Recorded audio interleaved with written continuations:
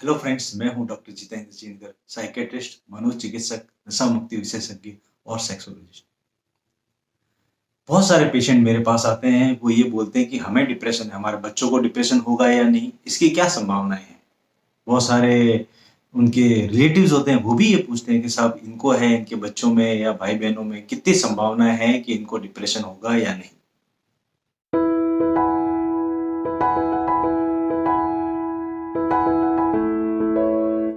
General population में पुरुषों में 2 से 3% तक जनसंख्या में डिप्रेशन पाया जाता है। और अगर महिलाओं की बात करें तो ये रेट डबल है, जैसे महिलाओं में 2 से 5% तक जनसंख्या महिलाओं की जिसके अंदर डिप्रेशन पाया जाता है। और ये डिप्रेशन ज्यादातर 25 से 45 साल की उम्र में शुरू होता है। ऐसी उम्र जिसमें इंसान सबसे ज्यादा अपने कैरियर पे फोकस करता है, अपनी पर्सनल लाइफ पे फोकस करता है, अपने रिलेशन पे फोकस करता है।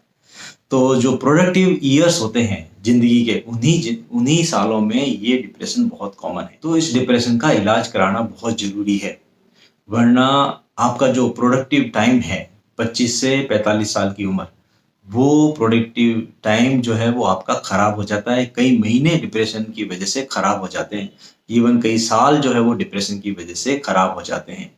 WHO ये बताता है कि डिप्रेशन दूसरी ऐसी बीमारी है जिसकी वजह से इंसान काम पे नहीं जाता। तो पहले नंबर पर है हार्ट अटैक और उसके बाद में है दूसरी बीमारी डिप्रेशन। तो डिप्रेशन का इलाज कराना चाहिए। अब आते हैं कि अगर पेरेंट्स को अगर डिप्रेशन है तो बच्चों में होने की संभावना है या नहीं।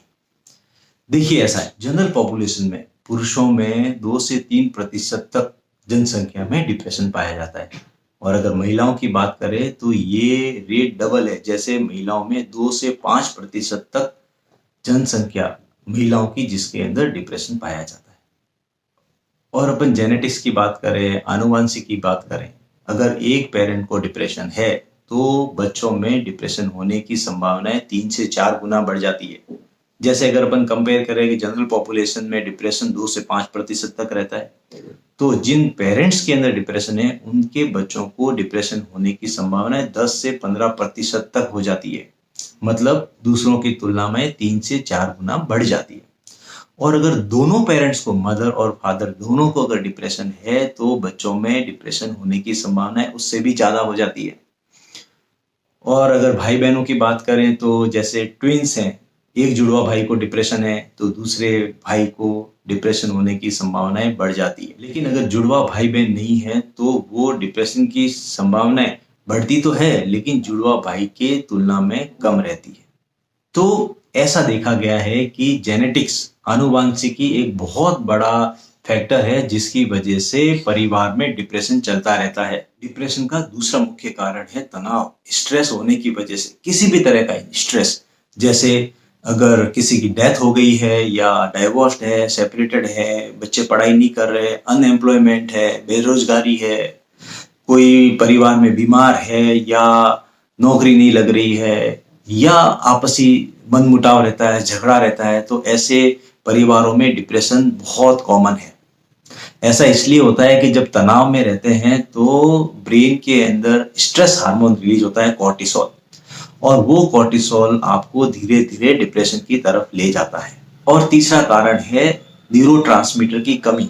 ब्रेन के अंदर ऐसा देखा गया है कि कुछ मुख्य न्यूरोट्रांसमीटर जैसे सीरोटोनिन, नॉरएपिनेफ्रिन, डोपामिन, इनकी कमी हो जाती है डिप्रेशन में, जिसकी वजह से डिप्रेशन के लक्षण आते हैं।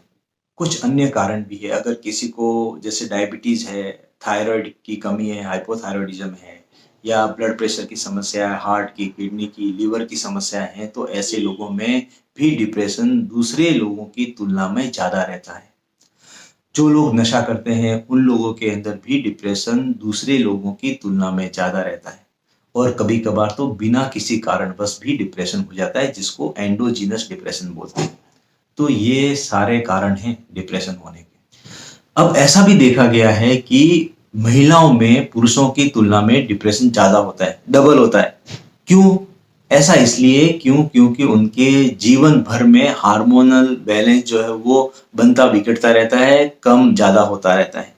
जैसे जब उसको किशोरावस्था में मेंस्ट्रुअल साइकिल स्टार्ट होती है तो उसमें हार्मोन में बदलाव आता है, तो उसकी वजह से मूड स्विंग बहुत कॉमन है, डिप्रेशन बहुत कॉमन है, जिसको हम PMDD बोलते हैं, प्री मेंस्ट्रुअल डिस्फोरिक डिसऑर्डर बोलते हैं।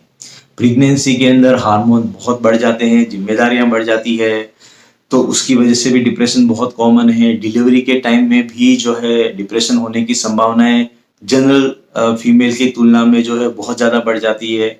फिर मीनोपॉज, जब उनके मेंस्ट्रुअल पीरियड आने बंद हो जाते हैं, उस टाइम में भी 40 साल 45 साल की उम्र में, 50 साल की उम्र में जब मीनोपॉज आता है फीमेल्स को, तो उस समय भी डिप्रेशन होने की संभावनाएं बढ़ जाती है। तो हार्मोन में बदलाव और सोशल और कल्चरल जिम्मेदारियों की वजह से औरतों में डिप्रेशन बहुत कॉमन है पुरुषों की तुलना में। तो दोस्तों, आप जुड़े रहे मेरे साथ में, इसी तरीके से मेरे चैनल को सब्सक्राइब करना ना भूलें। मैं आपको इस चैनल पर मानसिक समस्याओं के बारे में और सेक्सुअल समस्याओं के बारे में जानकारी देता हूँ। धन्यवाद।